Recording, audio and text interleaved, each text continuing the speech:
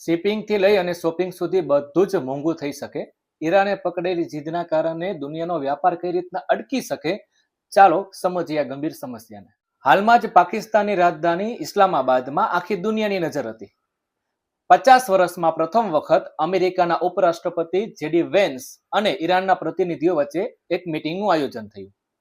મકસદ હતું શાંતિ, પણ પરિણામ આવ્યું ઝીરો.